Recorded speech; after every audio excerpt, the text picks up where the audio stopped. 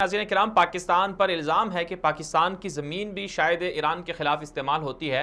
حالانکہ ایسا نہیں ہے۔ جیش العدل اور جند اللہ نامی جو دو گروپ ایران کے خلاف لڑ رہے ہیں، وہ بنیادی طور پر جو ایران کا بلوچستان اور سیستان ہے وہاں کی مزاحمتی تحریک ہے۔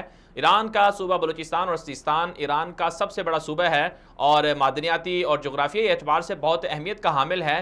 ایرانیوں نے وہاں پر بلوچستان جو وہاں سیستان کا علاقہ ہے وہاں کے لوگوں کے اوپر مظالم ڈھائے ہیں، بے انتہا مظالم ڈھائے ہیں۔ ان کی گاڑیوں کو جلا دیا جاتا ہے اور ان کے لوگوں کو اٹھا کر ایسی جیلوں میں رکھا جاتا ہے۔ زیادہ تر چونکہ ایرانی بلوچستان سیستان کے اندر سنی لوگ ہیں تو سنی لوگوں کے خلاف جو کریک ڈاؤن ہے اس کے رد عمل میں جو دو تحریکیں جو وہاں پر بنی، جند اللہ یا جیش العدل، اس طرح کی جو مزاحمتی تحریکیں ہیں ان کا الزام لگایا جاتا ہے کہ پاکستان کے اوپر، کہ پاکستان نے وہ بنائی ہیں۔ اور پھر بدقسمتی یہ ہے کہ پاکستان کی وزیر انسانی حقوق شیریں مزاری بھی یہ اسمبلی کے فلور پر کہہ رہی ہیں کہ پاکستان نے امریکہ کے ساتھ مل کر اس تنظیم کو بنایا ہے۔ انتہائی شرمناک بات ہے حکومت کو ایسے وزیر جو پاکستان کی نیشنلٹی رکھتے ہیں، پاکستان کے اندر رہتے ہیں اور گن گاتے ہیں اپنے ہم مسلک لوگوں کا، ہم مسلک ممالک کا، ان کو لگام دینی چاہیے۔ یہی وہ لوگ ہیں، ہم ان کو غدار نہیں کہتے، ہم ان کو کوئی ایسی ویسی بات نہیں کرتے، لیکن جب وہ اپنی زبانوں کو لگام نہیں دیتے ہیں، وہ 75,000 جو پاکستان کے لوگ شہید ہو گئے